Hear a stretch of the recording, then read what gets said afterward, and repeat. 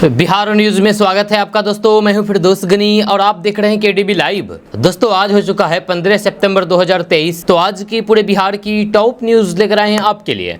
दोस्तों वीडियो शुरू करने से पहले आपको बता दें कि अगर आप नए आए हैं इस चैनल पर तो फिर चैनल को सब्सक्राइब करके बेल आइकन को प्रेस कर दीजिए और साथ ही वीडियो को लाइक कर दीजिए, अपने दोस्तों के साथ शेयर भी कीजिए।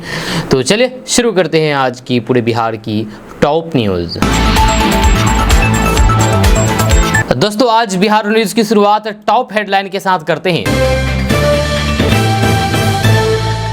तो बात करते हैं कि इंडिया गठबंधन का पत्रकारों के खिलाफ बहिष्कार का ऐलान, देश के 14 टीवी पत्रकारों के शो का किया बायकॉट।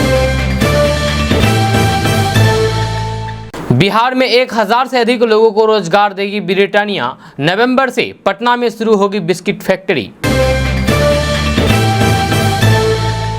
बिहार में 22,000 की आबादी पर महज एक डॉक्टर, जाने WHO की लक्ष्य से कितना पीछे है भारत। बिहार ही नहीं देश भी चाहता है नीतीश को पीएम के रूप में देखना, मुख्यमंत्री के लिए फिर बोली जदयू। बांका में मिड डे मील में कीड़ा मिलने से छात्रों और फिर परिवार वालों का फूटा गुस्सा, जमकर किया बवाल। बिहार का एक ऐसा गांव जहां हर साल हर एक घर से लगभग एक IITian निकलता है। 1996 से देश भर के लिए स्टेडियम मॉडल। छात्र हो जाए सावधान, बिहार सरकार ने काटे सरकारी स्कूल से 15,000 छात्रों के नाम। बिहार में सिपाही भर्ती पर बड़ी खुशखबरी, 21,000 पदों के लिए परीक्षा कैलेंडर जारी, तेजस्वी यादव ने दी अहम जानकारी। हर सनातनी सतर्क रहें, ये 1000 साल की गुलामी में ढकेलना चाहते हैं, पीएम मोदी का इंडिया गठबंधन पर वार। नीतीश और जेडीयू को लेकर के प्रशांत किशोर ने कर दी बड़ी भविष्यवाणी, कहा कागज पर नोट कर लो, जेडीयू को लोकसभा चुनाव में इतनी सीटें मिलेगी। के पाठक ने जारी किया नया फरमान, शिक्षा विभाग के अधिकारियों में मच गया हंगामा। नीतीश कुमार क्या मोदी को चुनौती देने के लिए यूपी से लड़ेंगे लोकसभा चुनाव, अटकलों का बाजार फिर से हुआ गर्म, पार्टी के भीतर से हो रही है डिमांड। डेंगू स्ट्रेन की पहचान के लिए सीरोलॉजी टेस्ट, दूसरे राज्यों से आने वालों की होगी स्क्रीनिंग। सीमांचल दौरे पर के पाठक, पूर्णिया से अररिया तक स्कूल चेकिंग से टीचर्स में हड़कंप। बिहार में पलटी स्कूली बच्चों से भरी नाव, 14 छात्र लापता, 30 से ज्यादा थे सवार। दिन भर छाए रहे बादल, नहीं हुई बरसात, उमस से छुराए पसीने। आज कैसा रहेगा मौसम, आगे आपको बताएंगे विस्तार से। दोस्तों अब खबर विस्तार से। तो बात करते हैं कि बिहार में रहने वाले लोगों के लिए बड़ी खबर सामने आ रही है। ताज़ा रिपोर्ट्स के मुताबिक मौसम विभाग ने बिहार के पटना, भोजपुर, बक्सर समेत 19 जिलों में बारिश के साथ साथ ठनका गिरने का भी अलर्ट जारी किया है, यानी कि बिजली गिरने का अलर्ट जारी किया है। साथ ही साथ लोगों को सावधान रहने के निर्देश दिए हैं। खबर के अनुसार बिहार में फिलहाल मानसून की स्थिति कमजोर है, लेकिन आज फिर से 19 जिलों में गरज चमक के साथ हल्की से मध्यम स्तर की बारिश हो सकती है। इसके लिए मौसम विभाग ने कई जिलों के लिए येलो अलर्ट जारी किया है। आपको बता दें कि बिहार के पटना, भोजपुर, बक्सर, रोहतास, कैमूर, अरवल, औरंगाबाद, नालंदा, गया, जहानाबाद, भागलपुर, बांका, जमुई, शेखपुरा, नवादा, लखीसराय, बेगूसराय, खगड़िया और मुंगेर जिलों में बारिश और ठनका गिरने की अलर्ट जारी किया है, यानी कि बिजली गिरने का अलर्ट जारी किया है। मौसम वैज्ञानिकों की माने तो आज बिहार के इन जिलों में कुछ स्थान पर हल्की से मध्यम स्तर की बारिश हो सकती है, वहीं 1-2 स्थान पर ठनका भी गिर सकता है। इसलिए खराब मौसम के दौरान सावधान रहें और हरे पेड़ पौधे, बिजली के खंभे से दूर रहें। आपको बता दूं कि आजकल मौसम के आंख मचुले से मौसम विभाग भी परेशान हो गया है, क्योंकि मौसम विभाग को भी सही जानकारी नहीं मिल पा रही है कि आखिर मौसम की स्थिति क्या होगी। हालांकि मौसम विभाग ने जो आंकड़ा जारी किया है उसके आंकड़े के मुताबिक इस बार का मौसम बिल्कुल भी अलग जा रहा है। मौसम विभाग का आंकड़ा मौसम से बिल्कुल भी नहीं मेल खा रहा है। जब मौसम विभाग बताते हैं कि आज बारिश होगी तो बारिश नहीं होती है, जब मौसम विभाग बताते हैं कि कल धूप होगी तो धूप नहीं होती है बल्कि बारिश हो जाती है। जी हाँ, मौसम के इस आंख मचुले से सब परेशान है, किसान परेशान है और मौसम विभाग भी परेशान है। जहाँ न्यूज़ वाले भी परेशान है, हम लोग भी परेशान हैं, क्योंकि हम लोग जो खबर देते हैं वो सच नहीं होती है, जिस वजह से लोग भी सोचते हैं कि ये गलत खबर देते हैं, लेकिन ऐसा नहीं है। क्योंकि मौसम की आंख मचुली से हम तो क्या, मौसम विभाग भी परेशान है। उनको भी समझ में नहीं आता है कि आखिर मौसम किस करवट बैठेगी। दोस्तों बात करते हैं कि बिहार के मुजफ्फरपुर में एक बड़ा हादसा हुआ है। यहां बच्चों को स्कूल ले जा रही नाव पलट गई है, जिसके बाद 14 बच्चे लापता हो गए हैं। जब नाव पर 30 से ज़्यादा बच्चे सवार थे। मौके पर एनडीआरएफ की टीम को बुलाया गया। जहां घटना गायघाट थाना क्षेत्र का है। हादसा बागमती नदी में हुआ है। बताया जा रहा है कि भटगामा मधुरपट्टी के पीपल घाट से बच्चे जब स्कूल जा रहे थे तब यह हादसा हुआ है। हादसे के बाद स्थानीय गोताखोर बच्चों को निकालने में लगे। जहां उन्होंने कई बच्चों को बाहर निकाला है, लेकिन अभी भी कई बच्चे लापता बताए जा रहे हैं। यह घटना के बाद मौके पर कोहराम मच गया है। लोगों की भारी भीड़ जुट गई है। नाव में तेज बहाव है। इस वजह से बच्चों को निकालने में गोताखोरों को परेशानी का सामना करना पड़ रहा है। बताया जा रहा है कि नदी में बच्चों को बचाने के लिए गया एक युवक भी लापता है। यह घटना के बाद स्थानीय लोगों में नाराजगी है। घटना के करीब 1 घंटे बाद पुलिस मौके पर पहुंची, जब वहीं बचाव के लिए भी रेस्क्यू टीम भी समय पर पहुंच गई।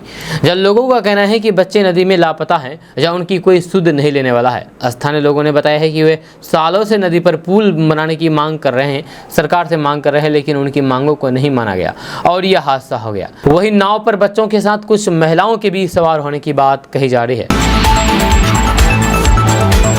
दोस्तों बात करते हैं कि बिहार के चर्चित आईएएस अधिकारी एवं शिक्षा विभाग के अपर मुख्य सचिव सीमांचल दौरे पर हैं, यानी कि के पाठक सीमांचल दौरे पर हैं। उन्होंने गुरुवार सुबह पूर्णिया में कुछ सरकारी स्कूलों का औचक निरीक्षण किया, जैसे शिक्षकों एवं अन्य कर्मचारियों में हड़कंप मच गया। निरीक्षण के दौरान प्रमंडलीय आयुक्त और डीएम भी के पाठक के साथ रहे। के पाठक ने स्कूलों में व्यवस्थाओं का जायजा लिया, शिक्षकों की उपस्थिति जांची, साथ ही विद्यार्थियों से भी बात करके फीडबैक लिया। जब पूर्णिया के बाद के पाठक शिक्षण के लिए अररिया पहुंच गए। शिक्षा विभाग के मुख्य सचिव के पाठक ने पूर्णिया में गुरुवार को स्कूल खुलने के साथ निरीक्षण चालू कर दिया। सबसे पहले वे पहुंचे राजा पृथ्वी चंद हाई स्कूल। यहां उन्होंने बच्चों से वर्ग कक्षा के संदर्भ में जानकारी ली। प्रयोगशाला का जायजा लेने के बाद शिक्षक और फिर छात्र की उपस्थिति को लेकर भी सवाल किए। इसके बाद उन्होंने गढ़बैनली में कलाकंद हाई स्कूल का निरीक्षण किया। साइकिल में से स्कूल पहुंची बच्ची से भी जानकारी ली। इसके बाद वे अररिया के लिए रवाना हो गए।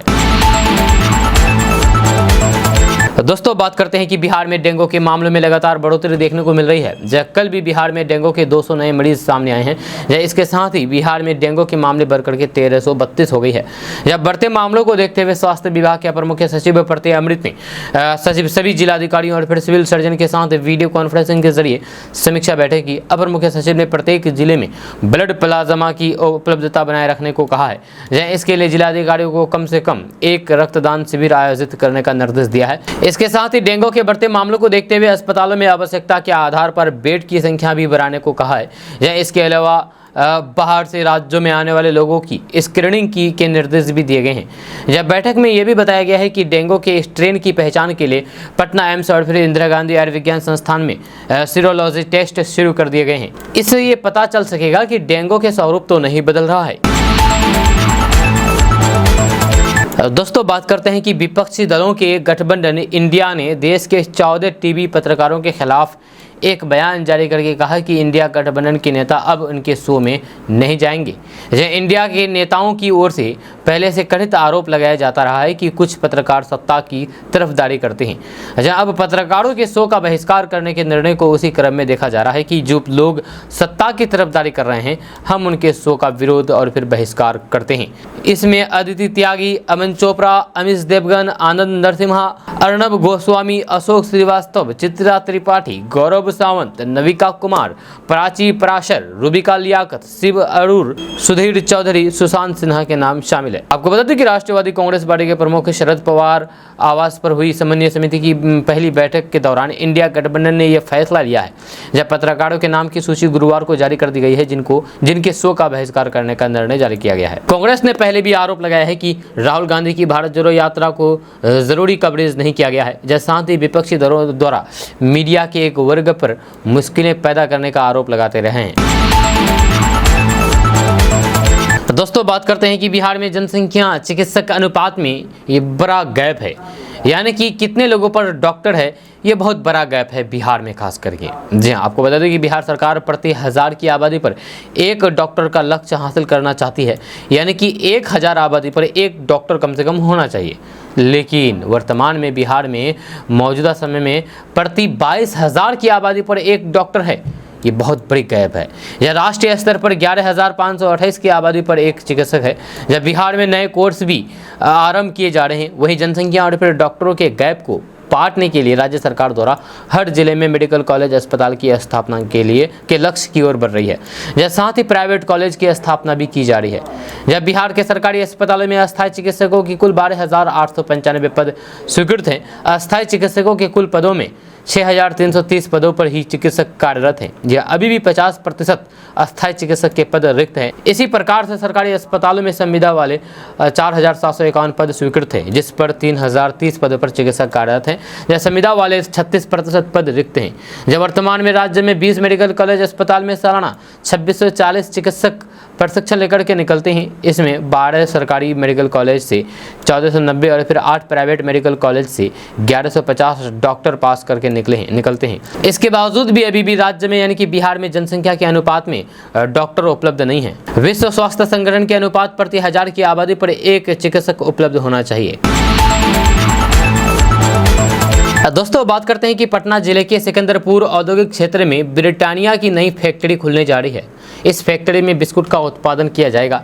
250 करोड़ से अधिक की लागत से इस फैक्ट्री का निर्माण किया जा रहा है। जहां इस फैक्ट्री में व्यावसायिक उत्पादन नवंबर 2023 तक शुरू हो जाएगा। इस फैक्ट्री की बिस्किट बनाने की कुल क्षमता 7,000 टन प्रति वर्ष होगी। जहां आधिकारिक जानकारी के मुताबिक इस फैक्ट्री की स्थापना से प्रत्यक्ष और अप्रत्यक्ष तौर पर 1000 से ज्यादा लोगों को नौकरी मिलेगी। बिस्कुट बनाने वाली 3 लेन का निर्माण कार्य पूरा हो गया है। जहां उद्योग विभाग के अपर मुख्य सचिव संदीप पैट्रिक ने यह जानकारी अपने ऑफिशियल ट्विटर हैंडल पर शेयर की है। इसके अलावा उन्होंने ट्वीट के जरिए बताया है कि बिहेटा में पेट्रोलियम प्रौद्योगिकी संस्थान का निर्माण कार्य पूरी गति से चल रहा है। जहां इसका अगले साल शैक्षणिक सत्र से शुरू हो जाएगा। जहां इस परियोजना की लागत 50 करोड़ है। इस संस्थान के जरिए युवाओं के लिए रोजगार के अवसर हासिल होंगे। दोस्तों, बात करते हैं कि सन ऑफ मल्लाह के नाम से चर्चित विकासशील इंसान पार्टी यानी कि वीआईपी के प्रमुख मुकेश सहनी अपनी निषाद आरक्षण संकल्प यात्रा के क्रम में मुख्यमंत्री नीतीश कुमार के गृह जिला नालंदा पहुंचे। जहां मंगलवार को संकल्प यात्रा की शुरुआत नगर नौसा मध्य विद्यालय के पास से हुई है। यहाँ मुकेश सहनी ने लोगों को संबोधित करते हुए केंद्र सरकार को नौकरी के सवाल पर घेरते हुए कहा है कि नरेंद्र मोदी ने प्रत्येक साल 2 करोड़ लोगों को नौकरी देने का वादा किया था, लेकिन आज 9 साल के बाद भी 9 लाख लोगों को भी नौकरी नहीं मिला है। उन्होंने मंदिर मस्जिद मुद्दे पर भी भाजपा को आड़े हाथों लेते हुए कहा है कि मंदिर बनाना समाज का काम है, जहाँ सरकार का काम अस्पताल स्कूल बनाना है। उन्होंने कहा है कि निषाद के बच्चे आज सही इलाज के अभाव में दम तोड़ रहे हैं। इस दौरान मुकेश सहनी ने आने वाली पीढ़ी के भविष्य के लिए सभी बच्चों को पढ़ाने और फिर अपने अधिकार के लिए संघर्ष करने के लिए हाथों में गंगा जल देकर के पूर्वजों और फिर अपने कुल देवताओं की साक्षी मान करके संकल्प कराया है। यात्रा में लोगों के मिल रहे समर्थन से उत्साहित मुकेश सहनी ने लोगों में जोश भरते हुए कहा है कि आज निषाद के उत्साह को देखते हुए साफ है कि अब निषाद दिल्ली वालों के साथ नहीं है। उन्होंने कहा है कि अब निषाद उन्हीं के साथ होगा जो हमारे बच्चों के भविष्य को सुरक्षित करने के लिए आरक्षण की बात करेगा। उन्होंने साफ लहजे में कहा है कि निषाद को 5 किलो अनाज नहीं चाहिए, अब हमें अपने बच्चों की नौकरी के लिए आरक्षण चाहिए। उन्होंने जोर देकर के कटाक्ष करते हुए कहा है कि 5 किलो अनाज देकर के ये हमें गुलाम बनाना चाहते हैं। दोस्तों, बात करते हैं कि इंडिया में मुख्यमंत्री नीतीश कुमार को प्रधानमंत्री पद के उम्मीदवार को लेकर के भवन निर्माण मंत्री अशोक चौधरी ने बड़ा बयान दिया है। उन्होंने कहा है कि कौन पार्टी के कार्यकर्ता अपने नेता को शीर्ष पद पर नहीं देखना चाहता है। निश्चित रूप से हम लोग भी अपने नेता नीतीश कुमार को शीर्ष पद पर देखना चाहेंगे, लेकिन जो राजनीतिक परिस्थितियां बनेगी और उस तरह से इंडिया के लोग निर्णय करेंगे। अगर देश में सर्वेक्षण कराएगा तो फिर देश के बहुत लोग नीतीश कुमार को प्रधानमंत्री के रूप में देखना चाहेंगे। नीतीश कुमार ने केंद्र सरकार में मंत्री के रूप में देश की सेवा की है और 17 सालों से अधिक समय से मुख्यमंत्री के रूप में बिहार की सेवा की है। दोस्तों बात करते हैं कि बिहार के स्वास्थ्य मंत्री तेजस्वी यादव बिहार के अस्पतालों की सूरत बदलने में दिन रात एक कर रहे हैं। लगातार कई अस्पतालों का औचक निरीक्षण करके काम में लापरवाह अधिकारियों और फिर कर्मियों की क्लास लगा रहे हैं। वहीं ताज़ा मामला सामने आया है बिहार के नवादा से, जहां एक वीडियो इन दिनों सूबे के स्वास्थ्य व्यवस्था की पोल खोल दी है। यह मामला बिहार के नवादा सदर अस्पताल का है, जहाँ पहरेदारी छोड़कर के एक सिक्योरिटी गार्ड ही मरीजों का ब्लड प्रेशर चेक करता हुआ नजर आ रहा है। यह सोशल मीडिया पर यह वीडियो इन दिनों तेजी से वायरल हो रहा है। एक तरफ बिहार के स्वास्थ्य मंत्री तेजस्वी यादव बेहतर स्वास्थ्य सेवा देने का दावा कर रहे हैं, तो फिर वहीं दूसरी तरफ नवादा के सदर अस्पताल को लेकर के उनके दावे खोखले साबित हो रहे हैं। अब सवाल ये उठता है कि क्या इस सदर अस्पताल में डॉक्टर की कमी है या फिर इस सिक्योरिटी गार्ड की जिम्मे ही सदर अस्पताल का पूरा कामकाज सौंप दिया गया है।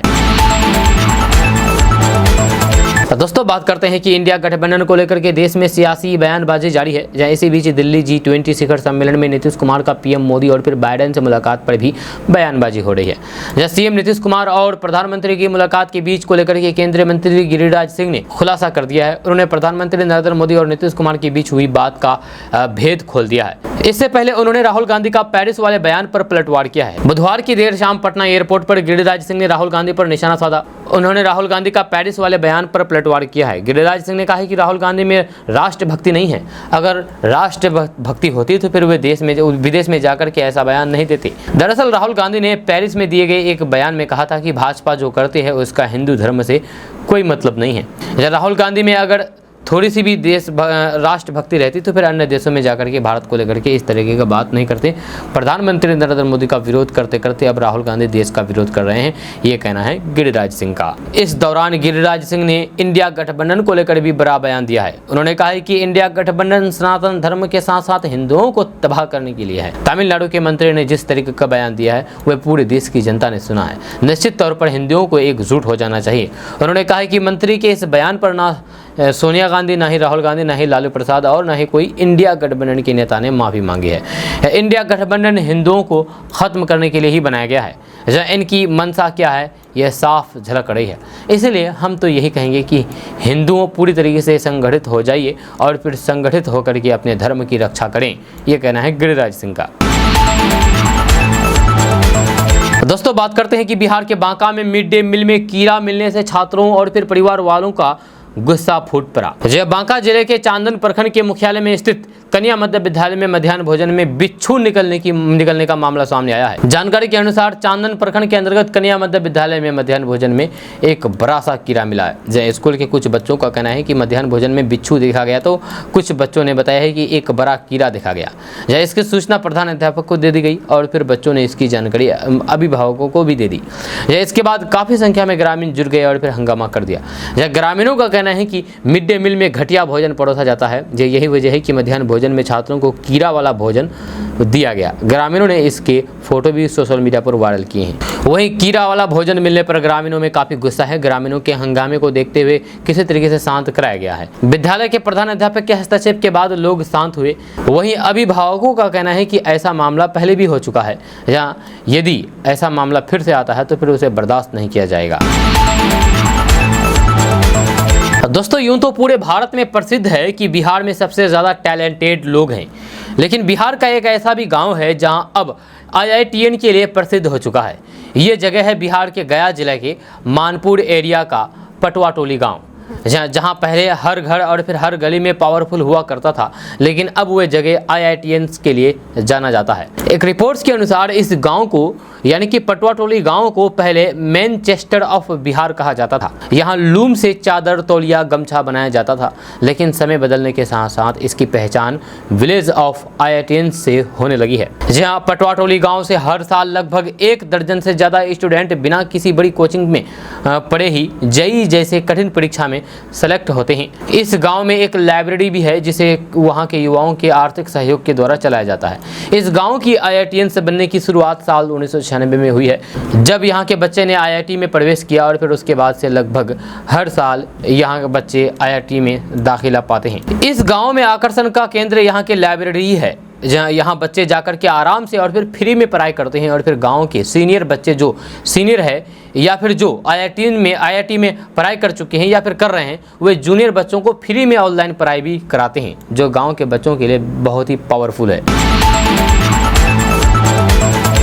दोस्तों अब बात करते हैं कि आज के समय में जब बड़े बड़े संस्थानों से डिग्री लेकर के युवाओं को नौकरी के लिए भटकना पड़ रहा है, ऐसे में मैट्रिक फेल युवाओं को नौकरी मिल पाना कितना मुश्किल होगा ये समझना मुश्किल है।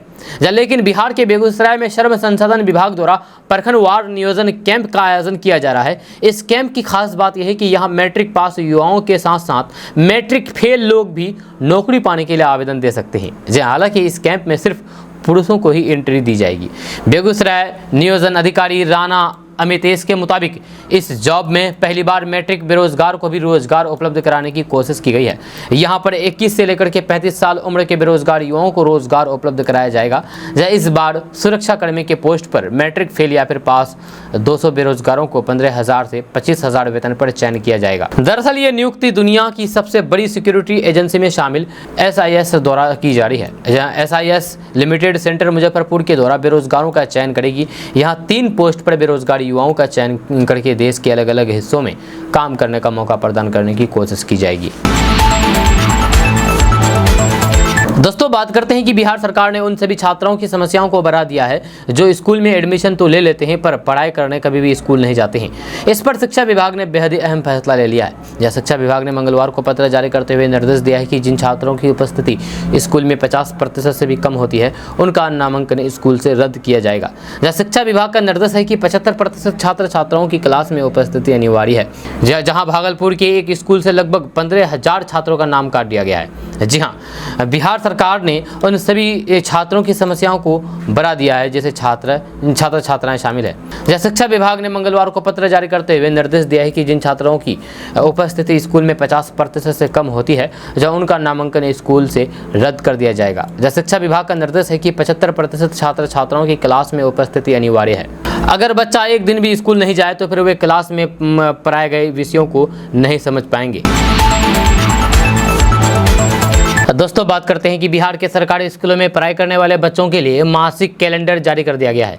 ताज़ा रिपोर्ट्स के मुताबिक ये मासिक कैलेंडर शिक्षा विभाग ने होमवर्क के लिए जारी किया गया है ताकि स्कूलों में पढ़ाई की व्यवस्था को बेहतर बनाया जा सके। बिहार शिक्षा परियोजना परिषद ने जिला शिक्षा पदाधिकारियों को इस संदर्भ में पत्र लिखा है, जैसे साथ ही साथ दिए गए दिशा निर्देशों का अनिवार्य तौर पर पालन कराने को कहा है ताकि सरकारी स्कूलों में पढ़ाई की व्यवस्था को ठीक किया जा सके। बिहार के सरकारी स्कूलों में बच्चों के लिए होमवर्क करना अनिवार्य कर दिया गया है। जहां बिहार के सभी सरकारी स्कूलों में बच्चों को छुट्टी के दिन प्रोजेक्ट वर्क दिया जाएगा। कक्षा 1 के बच्चों को अक्षर ज्ञान 1 से 99 तक की गिनती और फिर 20 तक की उल्टी सीधी गिनती याद करनी होगी। बिहार में अब कक्षा 8 के होमवर्क में हिंदी और उर्दू की पाठ्य पुस्तकों के अलावा अन्य किताबों को भी पढ़ना होगा। कक्षा 8वीं के बच्चों को अब होमवर्क में टीवी पर होने वाली अंग्रेजी डिबेट को सुनना होगा और फिर कक्षा में उसका विमर्श करना होगा। 8वीं के बच्चों को गणित में वर्गमूल, धनमूल, रेखिका, समीकरण, बट्टा और फिर वैज्ञानिक धारणाओं का दैनिक जीवन में उपयोग आदि भी सीखने होंगे। दोस्तों बात करते हैं कि बिहार पुलिस सिपाही भर्ती का इंतजार कर रहे अभ्यर्थियों के लिए खुशखबरी है। दरअसल बिहार में सिपाही भर्ती की 21,000 से अधिक पदों पर बहाली के लिए परीक्षा का कैलेंडर जारी कर दिया गया है। मिली जानकारी के अनुसार बिहार सैन्य पुलिस में सिपाही के लिए 21,391 पदों पर सीधी बहाली की जाएगी, जिसके लिए कैलेंडर जारी करने की सूचना खुद बिहार डिप्टी सीएम तेजस्वी यादव ने दी है। बिहार के डिप्टी सीएम तेजस्वी यादव ने ये सूचना दे दी है और इसको लेकर के आदेश जारी कर दिया गया है। दरअसल बिहार पुलिस सिपाही भर्ती को लेकर के अहम जानकारी देते हुए डिप्टी सीएम तेजस्वी यादव ने ट्वीट करके कहा कि बिहार पुलिस में सिपाही के पदों पर सीधी नियुक्ति के लिए परीक्षा कैलेंडर जारी कर दिया गया है। मिली जानकारी के अनुसार केंद्रीय चयन परिषद सिपाही भर्ती द्वारा कैलेंडर जारी करते हुए घोषणा किया गया है कि 1 अक्टूबर से लिखित परीक्षा शुरू किया जाएगा। जहाँ सिपाही भर्ती के लिए 3 दिन दोनों पालियों में परीक्षा ली जाएगी। पहली पाली की परीक्षा 10 बजे से 12 बजे तक, जबकि दूसरी पाली की परीक्षा दोपहर 3 बजे से 5 बजे तक लिया जाएगा। जहाँ अभ्यर्थियों को 11 सितंबर से ही इस ई प्रवेश पत्र डाउनलोड करने की सुविधा दी गई है, जिसके तहत एडमिट कार्ड निकाल सकते हैं। नई सरकार बनने के साथ ही बिहार सरकार लगातार 10 लाख युवाओं को नौकरी देने के अपने वादे के तहत नियुक्ति पत्र बांट रही है। जहां डिप्टी सीएम तेजस्वी यादव ने सिपाही के पद पर निकले वैकेंसी को लेकर के उत्साहित होते हुए बताया है कि बिहार में बाहर है और नौकरी के अपार हैं। जहां तेजस्वी यादव लगातार कहते आए हैं कि बिहार में 10 लाख युवाओं को नौकरी और फिर रोजगार दिया जाएगा। इसे लेकर के कई विभागों में हजारों लोगों को नियुक्ति पत्र भी दिए गए हैं। तेजस्वी यादव ने दावा किया है कि स्वास्थ्य विभाग और फिर शिक्षा विभाग में ही लाखों की संख्या में जल्द ही नौकरी मिलने वाली है। दोस्तों बात करते हैं कि प्रधानमंत्री नरेंद्र मोदी मध्य प्रदेश के बीना से विपक्षी गठबंधन इंडिया पर बड़ा हमला बोला है। उन्होंने कहा है कि कुछ दल समाज को विभाजित करने में लगे हैं। जब भारत की संस्कृति पर हमला करना उनका मकसद है। प्रधानमंत्री नरेंद्र मोदी ने कहा है कि विपक्षी गठबंधन इंडिया सनातन धर्म को खत्म करना चाहती है, भारत की संस्कृति पर हमला करना चाहता है। प्रधानमंत्री नरेंद्र मोदी ने कहा है कि भारत की आस्था पर चोट करना विपक्षी गठबंधन इंडिया की रणनीति है। उन्होंने कहा है कि ये लोग सनातन परंपरा को खत्म करना चाहते हैं, ये सनातन को मिटा करके 1000 साल की गुलामी में ढकेलना चाहते हैं, मगर एकजुटता से उनके मंसूबे को नाकाम करना है। प्रधानमंत्री नरेंद्र मोदी ने कहा है कि विपक्षी गठबंधन इंडिया का नेता तय नहीं है, जहाँ इसके नेतृत्व पर भ्रम है। जहाँ इस गठबंधन को लोग घमंडिया गठबंधन भी कहते हैं। इस घमंडिया गठबंधन की नीति और फिर रणनीति भारत की संस्कृति पर हमला करने की है। जहाँ इस गठबंधन ने भारतीयों की आस्था पर हमला करने का फैसला किया है। इस घमंडिया गठबंधन की नीयत भारत के विचार और फिर संस्कारों को तबाह करने की है। उन्होंने कहा है कि ये घमंडिया गठबंधन वाले सनातन संस्कारों और फिर परंपरा को समाप्त करने का संकल्प लेकर के आए हैं।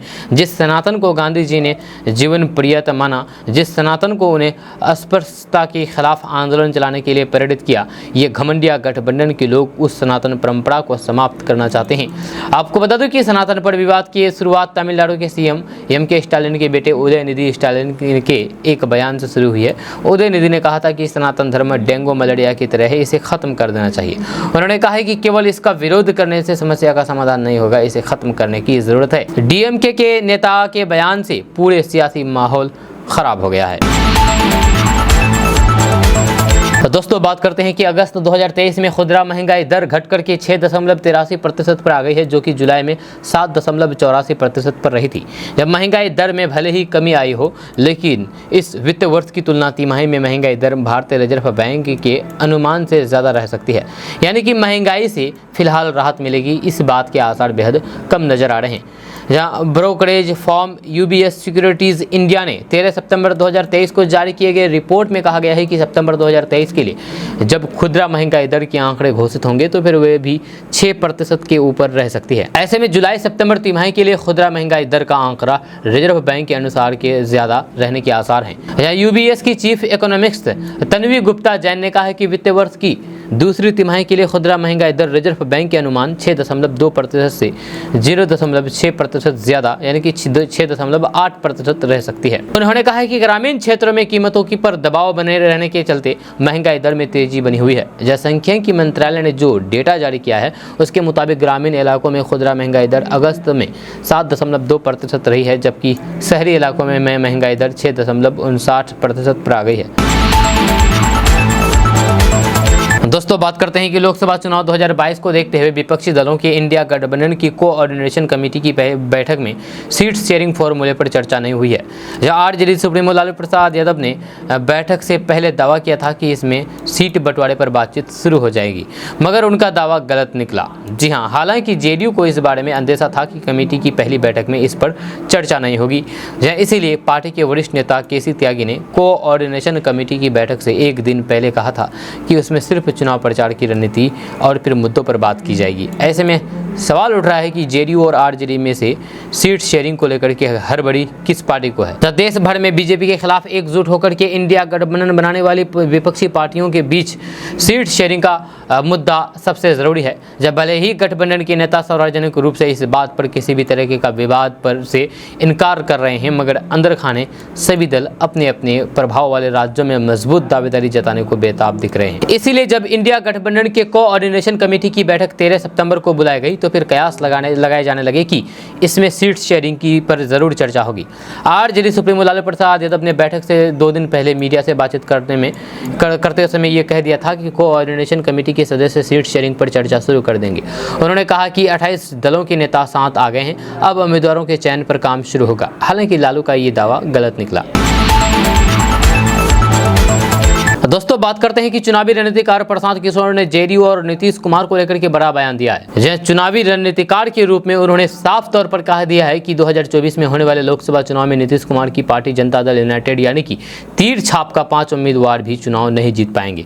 प्रशांत किशोर ने दावा किया है कि नीतीश कुमार की छवि खराब हो गई है और फिर बिहार में जेडीयू का संगठन नहीं बचा है। लोगों की विश्वसनीयता ही खत्म हो चुकी है। बार बार पाला बदलने से लोग नीतीश कुमार का मजाक उड़ा रहे हैं। जब किसी जमाने में उन्हें लोग सुशासन सुशासन बाबू के नाम से जानते थे, लेकिन आज उन्हें लोग कुर्सी कुमार के नाम से जानते हैं। ये कहते हैं कि कुर्सी के लिए ये कुछ भी कर सकते हैं, या कभी बीजेपी में जा सकते हैं तो कभी बीजेपी का दामन छोड़ भी सकते हैं। प्रशांत किशोर ने यह भी कहा है कि मैंने बंगाल को लेकर की भी भविष्यवाणी की थी और कहा था कि बंगाल में भाजपा को 100 सीट भी नहीं आएगा। आज बिहार के नज़रिए से भी जेडीयू और फिर नीतीश की पार्टी के लिए ये भविष्यवाणी करता हूँ कि बिहार में चाहे जो कुछ भी हो जाए, लेकिन तीर छाप से चुनाव लड़ने वाले 5 लोग भी चुनाव नहीं जीत पाएंगे। एक जनसभा को संबोधित करते हुए प्रशांत किशोर ने ये बातें मुजफ्फरपुर में कही है। दोस्तों, बात करते हैं कि बिहार में शिक्षा विभाग के अपर मुख्य सचिव के पाठक जिम्मेदारी संभालने के बाद पूरी तरीके से यक्षण मोड में है। शिक्षा में व्यापक सुधार के लिए वे लगातार कई दिशा निर्देश भी जारी कर रहे हैं ताकि स्कूल कॉलेजों की स्थिति में सुधार हो सके। शिक्षा विभाग के अपर मुख्य सचिव के पाठक ने अब एक नया फरमान जारी कर दिया है, जिसके बाद शिक्षा विभाग के अधिकारियों में हड़कंप मच गया है। यह के पाठक ने निर्देश देते हुए कहा है कि प्रदेश के यानी कि बिहार के कॉलेजों और स्कूलों के निरीक्षण में सुस्ती बरतने वाले पदाधिकारियों पर अब कार्रवाई होगी। शिक्षा विभाग ने आगाह भी कर दिया है। शिक्षा विभाग ने जारी आदेश में मुख्यालय पदाधिकारियों पर नाराजगी व्यक्त की है कि उनके द्वारा दिशा निर्देश निरीक्षण कार्य की रिपोर्ट नहीं आ रही है। इसको देखते हुए उप निदेशक से व सचिव स्तर के पदाधिकारियों को जिला आवंटित करते हुए सख्त आदेश दिया गया है कि स्कूल कॉलेज का निरीक्षण करके फोटो के साथ रिपोर्ट दें।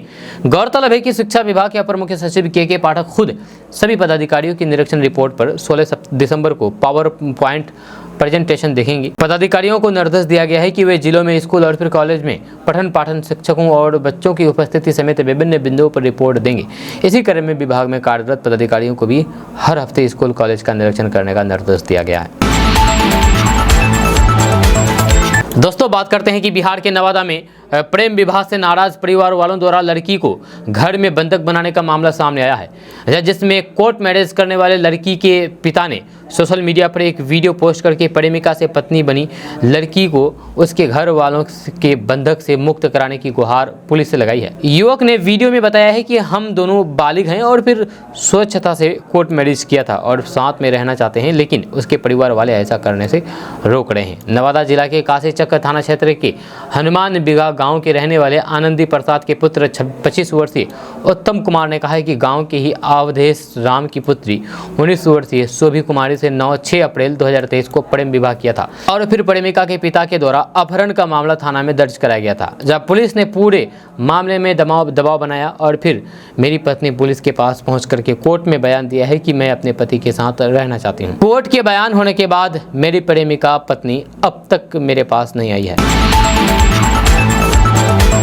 दोस्तों, बात करते हैं कि बिहार के मुख्यमंत्री नीतीश कुमार को लेकर के अटकलें हैं कि वे 2024 का लोकसभा चुनाव उत्तर प्रदेश के फूलपुर सीट से लड़ सकते हैं। दरअसल इन अटकलों को जनता दल यूनाइटेड यानी कि जेडीयू के राष्ट्रीय अध्यक्ष राजीव रंजन सिंह उर्फ ललन सिंह के बयान से भी हवा दी है। जनता दल यूनाइटेड के उत्तर प्रदेश के इकाई ने नीतीश कुमार से उत्तर प्रदेश से चुनाव लड़ने की मांग रखी है। जेडीयू की राष्ट्रीय परिषद की बैठक में ये मुद्दा उठाया था, जिसे यूपी के संयोजक सत्येंद्र पटेल ने उठाया था। जब फिर इस मामले को लेकर के हवा मिली, जब जेडीयू के राष्ट्रीय अध्यक्ष ललन सिंह ने कहा कि बिहार के मुख्यमंत्री चुनाव कहां से चुनाव लड़ेंगे, इस पर अभी कहना जल्दबाजी होगी। लेकिन कुछ कार्यकर्ताओं ने जेडीयू की राष्ट्रीय परिषद की बैठक में यह मुद्दा उठाया है। यह उनकी इच्छा है कि वे यूपी के फूलपुर मिर्जापुर से चुनाव लड़े, तो फिर कुछ चाहते हैं कि नीतीश कुमार अंबेडकर नगर से चुनाव लड़े। यह कार्यकर्ताओं की भावना है, लेकिन इस पर समय से पहले कुछ भी कहना उचित नहीं है। जदयू के कुछ पदाधिकारी नीतीश कुमार को फूलपुर से चुनाव लड़ने की मांग कर रहे हैं, क्योंकि फूलपुर सीट्स के जातीय समीकरण को देखें तो फिर यहाँ सबसे ज्यादा कुर्मी वोटर हैं। उसके बाद यादव, मुस्लिम और ब्राह्मण वोटरों की संख्या यहाँ सबसे ज्यादा है। ऐसे में नीतीश कुमार कुर्मी वोटरों के सहारे चुनाव लड़ने की रणनीति बना सकते हैं। इस संसदीय क्षेत्र का प्रतिनिधित्व पहले प्रधानमंत्री पंडित जवाहरलाल नेहरू कर चुके हैं, इसलिए ये हमेशा खास रही है। फूलपुर सीट कांग्रेस का गढ़ थी, लेकिन बाद में सपा और बसपा भी यहां से चुनाव जीत चुकी है। हालांकि 2014 और 2019 के लोकसभा चुनाव में भाजपा ने ये सीट छीन ली थी। राजनीतिक विश्लेषकों की माने तो नीतीश कुमार यहां से चुनाव लड़कर के अपनी छवि राष्ट्रीय स्तर की बना सकते हैं। दोस्तों बात करते हैं कि लोकसभा चुनाव 2024 की रणभेरी बजने में कुछ महीने बचे हुए हैं। ऐसे में तमाम दल जनता तक पहुंच बनाने में जुट गए हैं। जहाँ इस तरीके के हथकंडे अपनाए जा रहे हैं, इसको देखते हुए चुनावी प्रचार के लिए राजनीतिक दलों ने पोस्टर का सहारा लेना शुरू कर दिया है। जहाँ आरजेडी और भाजपा एक दूसरे पर पोस्टर के जरिए हमला कर रही है, वार कर रही है।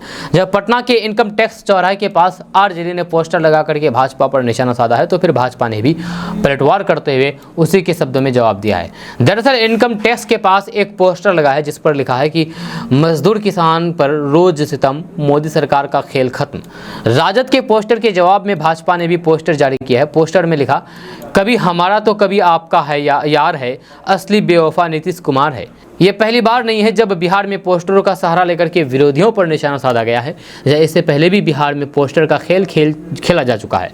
बहरहाल भाजपा नीतीश कुमार पर वार करते हुए स्लोगन दिया है और कहा गया है कि दिया ना शिक्षा ना रोजगार, पलटू कुमार को कब तक सहेगा बिहार, हर तरफ असफल राष्ट्रीय जनता दल आदि जुमलों से पटना पटा हुआ है। जी हाँ, वहीं राजद ने पलटवार करते हुए लिखा है कि मोदी सरकार से चाहिए छुटकारा, नौजवानों का है स्पष्ट इशारा। वहीं राजद ने एक और स्लोगन लिखा है, सिर्फ जुमला और झूठा प्रचार, बेवफा है मोदी सरकार। जब सड़क किनारे लगे जुमलों को पढ़ करके लोग मजा भी लेने की से चूक नहीं रहे हैं। जब लोग अपने अपने तरीके से इन जुमलों की व्याख्या करते हुए देखे जाते हैं। नीतीश कुमार के एनडीए से अलग होने के बाद से भाजपा नीतीश पर लगातार हमला कर रही है। भाजपा नीतीश राजद पर प्रहार करने का कोई भी मौका नहीं छोड़ना चाहती है। जब भाजपा को बखूबी पता है कि बिहार में जीत का असर पूर्वांचल से लेकर के झारखंड और सीमांचल से सटे हुए बंगाल के हिस्से में साफ देखने को मिलेगा। अगर बिहार में 40 लोकसभा सीटों पर भाजपा ने जीत हासिल कर ली तो फिर सीधे सीधे यहाँ से जदयू के वोट बैंक का सफाया हो जाएगा और बिहार में 2025 का विधानसभा चुनाव भाजपा के लिए आसान हो जाएगा। दोस्तों बिहार में बहुत सारे लोग ऐसे हैं जिनके पास पुश्तैनी जमीन तो है, लेकिन उस जमीन का कागजात उनके पास नहीं है। ताज़ा रिपोर्ट्स के मुताबिक राजस्व एवं भूमि सुधार विभाग ने पुश्तैनी जमीन की खतियान को ऑनलाइन पोर्टल पर उपलब्ध करा दिया है। खबर के अनुसार बिहार के लोग आधिकारिक वेबसाइट पोर्टल पर जाकर के अपने पुश्तैनी जमीन की डिटेल्स प्राप्त कर सकते हैं। वहीं जिन लोगों का रिकॉर्ड वेबसाइट पोर्टल पर मौजूद नहीं है, वे वंशावली बना करके जमीन का नया खतियान, नया कागजात तैयार कर सकते हैं। आपको बता दें कि बिहार सरकार जमीन सर्वे के दौरान लोगों के जमीन का नया खतियान तैयार कर रही है। सबसे अच्छी बात यह है कि ये खतियान जमीन के जीवित रैयत के नाम से तैयार किया जा रहा है, ताकि उन्हें भविष्य में जमीन से संबंधित कोई भी परेशानी ना हो। अगर आप भी अपने जमीन का कागजात निकालना चाहते हैं तो आप इसके लिए आपको एक वेबसाइट पर जाना होगा और ये वेबसाइट है www.biharbhumi.bihar.gov.in/biharbhumi/ पर जाएं और यहाँ पर जाकर के आप इसके लिए ले सकते हैं। दोस्तों आज का न्यूज़ बस यहाँ तक। कैसा लगा आपको नीचे कमेंट बॉक्स में कमेंट करके जरूर बताइएगा। अगर आप हमारे चैनल पर नए आए तो फिर चैनल को सब्सक्राइब करके बेल आइकन को प्रेस कर दीजिए और साथ ही वीडियो को लाइक कर दीजिए, अपने दोस्तों के साथ शेयर भी कीजिए। तो चलिए मिलते हैं फिर नेक्स्ट वीडियो के साथ, तब तक के लिए जय हिंद, जय भारत।